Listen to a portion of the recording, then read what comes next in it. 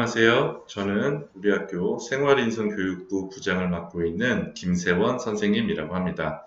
네, 저는 3학년 체육 수업을 담당하고 있고요. 그리고 여러분들이 즐겁고 행복하고 재미난 학교 생활을 할 수 있는데 좀 도움을 줄 수 있는 그런 업무를 저희 생활인성교육부에서 담당을 하고 있습니다. 지금 오늘 이 시간에는 여러분들을 대상으로 우리가 학교폭력 예방교육을 좀 하려고 하는데요. 학교폭력 예방교육은 학교폭력 예방 및 대책에 관한 법률이란 곳에 잘 나와 있습니다. 그래서 학생을 대상으로 학기당 1회 이상, 연 2회 이상 예방교육을 반드시 하여야 하고요. 오늘 온라인 개학 기간이지만 이렇게 온라인 수업으로 여러분들께 예방교육을 하게 됐습니다. 여러분들이 재미있게 또 즐겁게 친구들과 어울리고 학교 생활을 할 수 있는데 아주 중요한 내용이기 때문에 잠시 다른 행동을 멈추시고 강의에 집중해 주셨으면 좋겠습니다.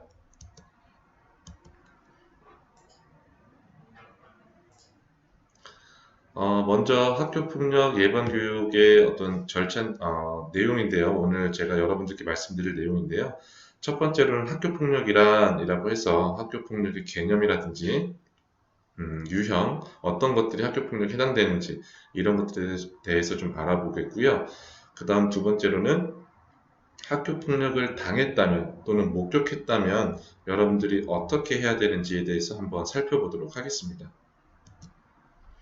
먼저 학교폭력의 정의와 유형에 대해서 살펴보겠습니다.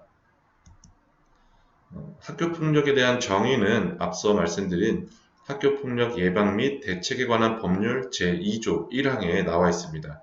한번 볼게요. 학교 내외에서 학생을 대상으로 발생한 상해, 폭행, 감금, 협박, 약취, 유인, 명예훼손, 모욕, 공갈, 강요, 강제적인 심부름 및 성폭력, 따돌림, 사이버 따돌림, 정보통신망을 이용한 음란 또는 폭력 정보 등에 의하여 신체, 정신 또는 재산상의 피해를 수반하는 행위, 이 모든 것을 학교폭력이라고 정의하고 있습니다. 다시 한번 좀 짚고 넘어가면요. 학교 내외에서라고 했습니다. 이는 우리 학교 안에서 일어나는 일이라든지 우리 학교 밖에서 일어나는 일이라든지 그 학교폭력의 대상이 학생일 경우에는 모두 학교폭력으로 보고 있습니다. 자, OX 퀴즈를 이용해서 이게 학교폭력일지 아닐지를 좀 몇 가지 알아볼 텐데요. 한번 볼게요.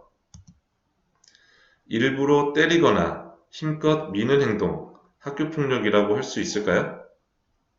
네, 정답은 바로 학교폭력이 맞습니다. 다음 두 번째, 일부러 활동에서 따돌리는 행동, 예를 들어서 뭐 학급 활동을 한다거나 또는 수업 활동에서 그룹 활동을 하는데 여러 명의 친구들이 어떤 특정 학생을 대상으로 모른 척 한다거나 무시한다거나 어떤 따돌리는 행동, 학교폭력일까요? 아닐까요? 정답은 네, 당연히 학교폭력이 되겠죠. 그 다음, 별명을 부르면서 놀리는 행동. 이건 느낌적으로라도 학교폭력이라고 좀 느껴질 수가 있겠죠. 네. 별명뿐만 아니더라도, 그 상대 학생이 싫어하는 어떤 별명, 그 다음에 어떤 언어적인 표현, 이런 것들을 하게 되면, 모두 다 학교폭력으로 볼 수가 있습니다. 그 다음, 돈이나 물건을 빼앗는 행동. 당연히 학교폭력이 되겠죠. 네, 이거는 금품 갈취에 해당하는 학교폭력이 되겠습니다. 그 다음 겁을 주거나 협박을 하는 행동, 이것도 학교폭력이 될 수 있습니다. 그 다음 욕이나 비속어를 사용하는 행동, 이런 것들 학교폭력이 될 수 있습니다. 여러분들 흔히 친한 친구들 사이에서는 좀 거친 말들, 거친 표현들을 많이 좀 사용하는 걸로 알고 있는데 그 상대방이 그 말을 들었을 때 정말로 신체적으로 또는 정신적으로 어떤 피해를 입었다라고 느끼게 되면 학교폭력이 될 수 있어요. 물론 이것을 악용하는 것은 나쁜 일이겠지만 여러분들 친구들한테 말 한마디 할 때도 좀 거친 표현보다는 좀 따뜻한 말 한마디를 할 수 있는 여러분들이 되셨으면 좋겠습니다. 그 다음, 원하지 않은 신체 접촉을 하는 행동, 당연히 학교 폭력이 되겠죠. 이 부분은 특히 성폭력과도 관련이 될 수 있는 아주 중요한 부분입니다. 여러분들 절대로 한 친구의 몸에 함부로 손을 댄다거나 하는, 특히 이성 친구 간에 또는 동성 친구라고 하더라도 다른 친구의 몸에 손을 대는 행동들 주의해 주셔야 되겠습니다.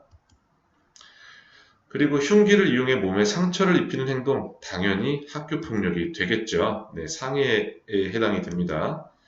그 다음 SNS에 다른 사람을 욕하는 행동 또는 어떤 비방하는 행동, 이런 것들 다 사이버 폭력으로 볼 수 있고 마찬가지로 학교 폭력이 될 수 있습니다. 구체적으로 학교 폭력에 어떤 유형들이 있는지 한번 살펴볼게요. 첫 번째로 이제 여러분들이 쉽게 할 수 있는 학교 폭력의 유형이 바로 언어 폭력입니다. 뭐 명예훼손, 모욕, 협박 이런 것들이 있는데 쉽게 생각하면 친구에게 너무나 입에 담기 힘든 어떤 그런 저급한 표현들의 욕설을 한다든지 또는 있지도 않은 사실을 가지고 특정 학생에 대한 명예를 훼손한다든지 또는 모욕을 한다든지 이런 것들 모두 언어 폭력에 해당이 될 수 있습니다. 그 다음 두 번째로 이제 신체 폭력이 있는데요. 이거는 여러분들 너무나 잘 알죠?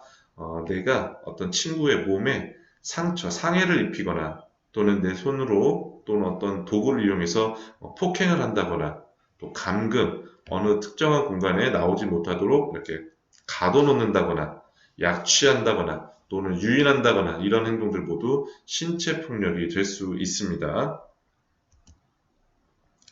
그다음 강요인데요. 여러분들 뭐 여기 예시에 빵 셔틀, 와이파이 셔틀, 과제 대행, 심부름 뭐 이렇게 나와 있는데 쉽게 생각하시면 상대방이 하기 싫어함에도 불구하고 내가 어떤 물리적인 어떤 힘을 가해서 또는 보이지 않는 암묵적인 힘을 이용해서 억지로 하게끔 만드는 것들은 모두 다 강요에 해당될 수 있습니다. 예를 들어서 여러분들 요즘에 온라인 게임 많이 하시죠?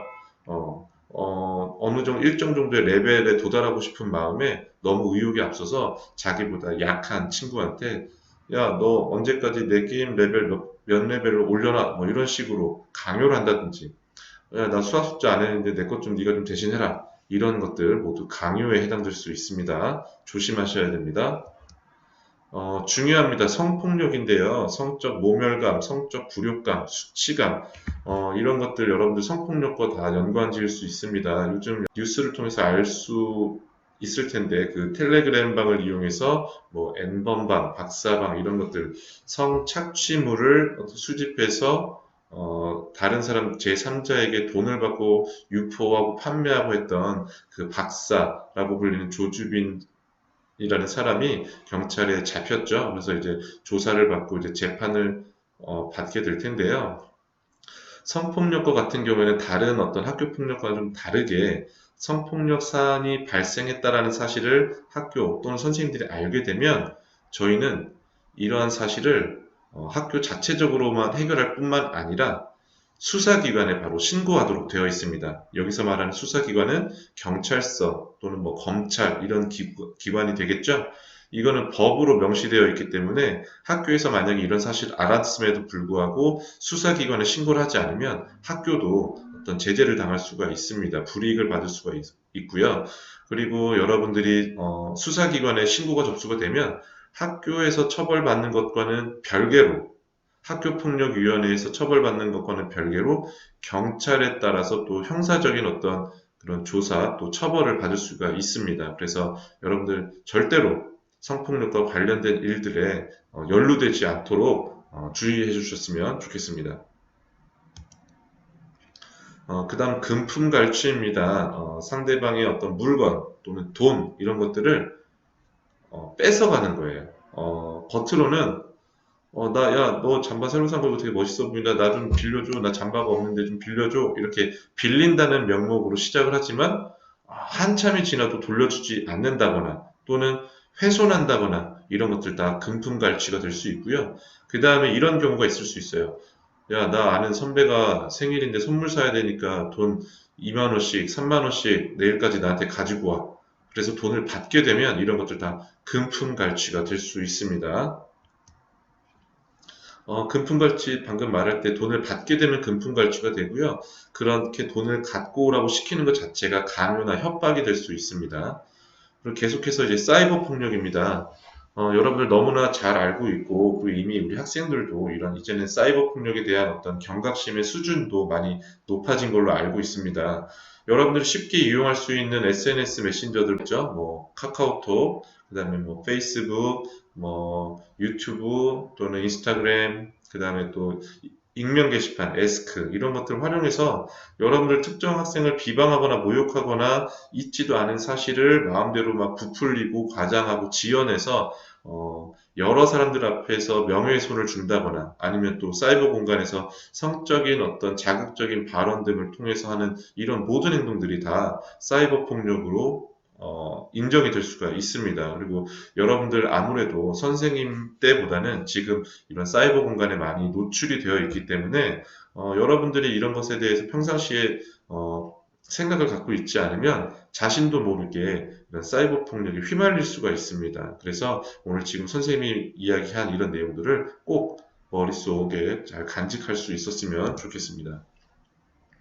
그다음 마지막 이제 따돌림인데요. 따돌림은 여러분들이 들어보셨는지 모르지만 형법에 있는 어떤 폭행, 폭력 이런 범위에는 포함이 되지 않습니다. 하지만 학교폭력법에는 따돌림이라는 것도 학교폭력으로 볼 수가 있습니다. 예를 들어서 어떤 특정 학생을 대상으로 여러 명의 친구들이 뭐 괴롭힌다거나 무시한다거나 아니면 그런 카톡방에 억지로 초대해서 못 나가게 한다거나 나가면 다시 부른다거나 이런 것들 있죠. 다 모두 따돌림의 하나가 될 수 있고 그 다음에 또 사이버 폭력으로도 연관이 될 수도 있어요.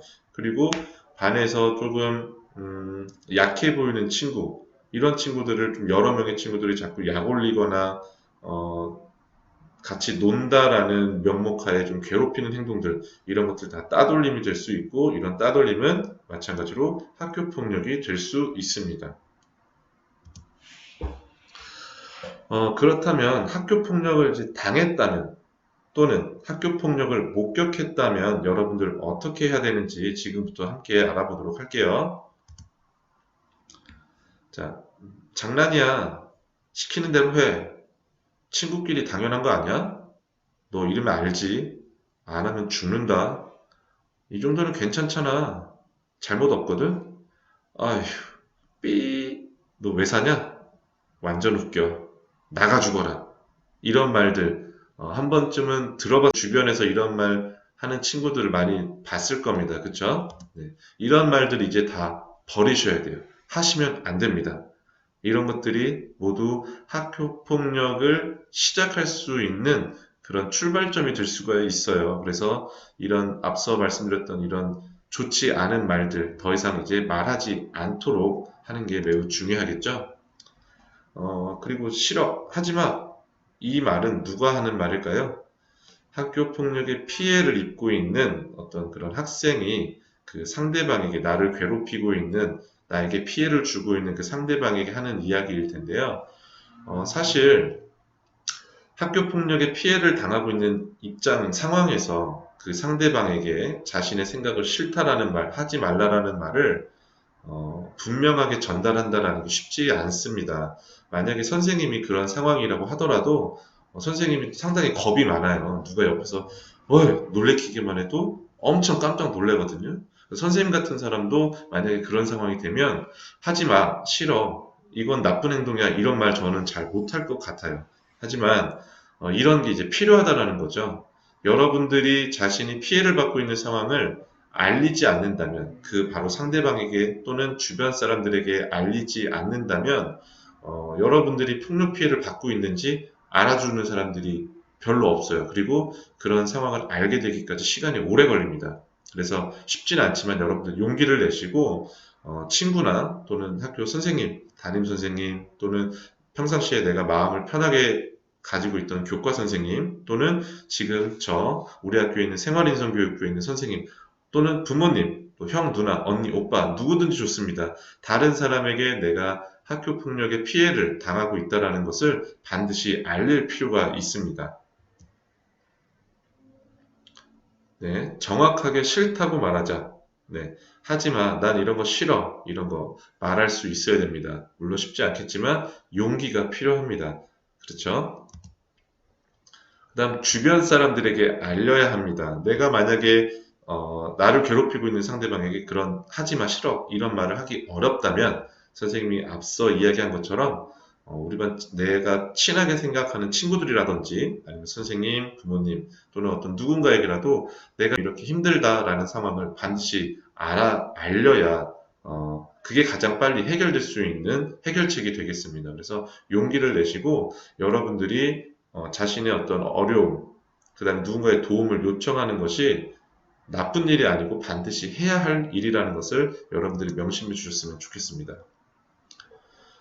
학교 폭력을 목격했다면 당연히 신고의 의무가 있습니다. 예를 들어서 우리 학교 선생님들 같은 경우에는 학교 폭력 사실을 인지하거나, 그러니까는 알게 되거나, 감지하거나, 느낌적으로 뭔가 이렇게 이상한 느낌을 받거나, 또는 그래서 그게 학교 폭력이라는 사실을 알게 되면 반드시 신고를 하게 되어 있어요. 어디로 신고를 하느냐? 117이라는 학교 폭력 그 신고 접수 번호가 있고요. 또는 우리 학교, 저, 또는 선생님, 친구들, 누구든 좋습니다. 내가 만약에 학교 폭력을 당했거나 또는 내 친구가 또는 모르는 친구지만 누군가가 학교 폭력을 당하고 있는 모습을 목격했다면 용기를 내서 이렇게 신고의 의무가 있다는 것을 여러분들 아시고 반드시 이 학교 폭력의 발생 사실을 꼭 신고해 주시기를 바랍니다. 학교 폭력에 대한 신고를 하는 것은 나 자신을 위해 그리고 우리 모두를 위해 내가 사랑하는 사람을 위해 또 나를 사랑해주는 사람을 위해서 반드시 필요한 그런 행위임을 여러분들이 꼭 알아주셨으면 좋겠습니다. 네, 나무 한 그루가 있죠. 이 나무는 바로 우리 학교의 교목, 우리 학교의 나무, 느티나무입니다. 여러분들 각 1, 2, 3학년에 느티나무라는 어떤 제도가 있는 걸로 선생님이 알고 있습니다. 1학년 학생들은 아직 무슨 말인지 잘 모를 수 있겠지만 2, 3학년 학생들은 느티나무가 어떤 활동을 하는지 이런 것도 잘 알고 있을 텐데요. 너의 버팀목이 되어주고 그늘이 되어줄게. 무슨 말이냐면 선생님뿐만 아니라 우리 목동의 모든 교육가족, 선생님, 그 다음에 우리 학생 여러분, 그 다음에 부모님 모두가 여러분들이 즐겁고 안전하고 행복한 학교 생활이 될 수 있도록 그 버팀목이 되어주고 그렇게 그늘이 되어준다라는 의미로 자료를 좀 넣어봤습니다. 그래서 우리 목동중학교 모두가 함께 해야 학교 폭력을 근절할 수 있고요. 뿌리 뽑을 수 있습니다.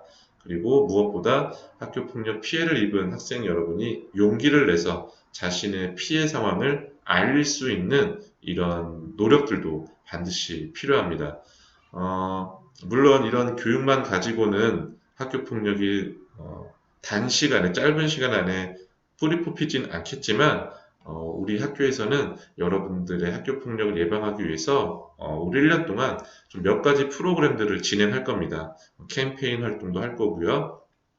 그 다음에 사제 동행으로 어떤 선생님과 학생 간의 어떤 프로그램들도 좀 진행을 할 거고요. 스포츠 대회라든지 어떤 사례 공모전 이런 다양한 활동들을 통해서 여러분들이 좀 학교 폭력을 예방할 수 있는 역량을 강화할 수 있도록 좀 더 그런 예방 역량을 키울 수 있도록 다양한 프로그램을 준비해서 실천하도록 하겠습니다. 하지만 등교 계약이 좀 빨리 돼야 되겠죠. 그래서 그때까지 여러분들 몸 건강히 잘 계시고 등교 계약하는 그날 학교에서 반가운 얼굴로 만나도록 하겠습니다. 네, 그러면 이상으로 목동중학교 학교폭력 예방교육을 마치겠습니다. 감사합니다.